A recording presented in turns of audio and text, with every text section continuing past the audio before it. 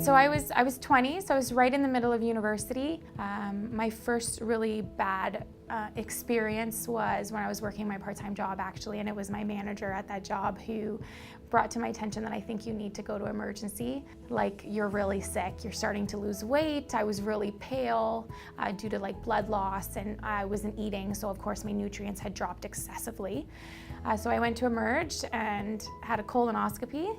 And pretty quickly after that, I was diagnosed originally with ulcerative colitis. My diagnosis has since changed to both Crohn's and colitis. My medication journey has definitely been one that's very up and down, mainly because, medications that other people have told me have worked for them, and I've been really excited about starting them, have ended up not working for me. So I've either become immune to them or they just didn't work right from the beginning.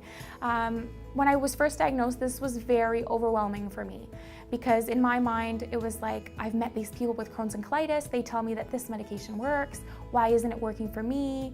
I have no other options. I'm devastated. What do I do? So I've been on a lot of medications. I've, tried with a lot of different types of medications for Crohn's and colitis. Some have worked, some have not. Some have worked for an extended period of time, stopped working. I'm stabilized right now. I feel good. I'm here doing this interview with you.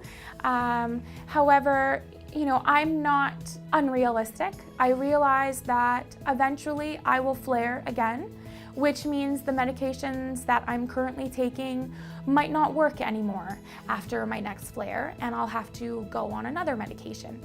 So some of my medication journey has been right away. I've known a drug doesn't work. I need to try something else. I've been on drugs where my medication has really kept me going for months, even a few years, and then I flared again, and then I've had to reevaluate what my new medical treatment's going to look like. I'm comfortable with where I am now, all thanks to my team of doctors and the medication that has been made available to me. Whenever you're told you have to be on a medication for the rest of your life, whether that looks like taking pills or enemas or suppositories or even infusions at the hospital, I argue it's a time management thing. It's a bit of a pain in the butt, no pun intended.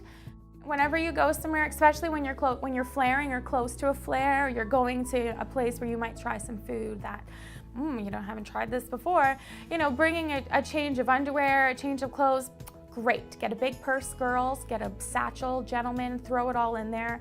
Taking your medication.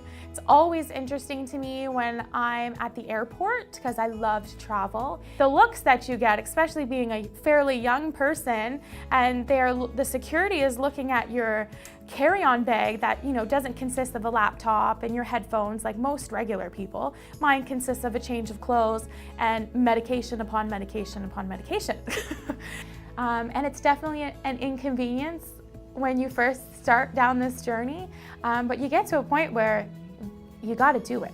So you find ways to make it work for you. Sometimes taking your medication at nighttime works, sometimes taking it at lunch, sometimes taking it in the morning.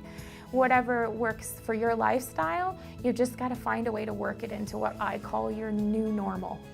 Crohn's and Colitis Canada has done so much for me. I love them so much. I owe so much to them, which is why I volunteer my time with them as often as I do.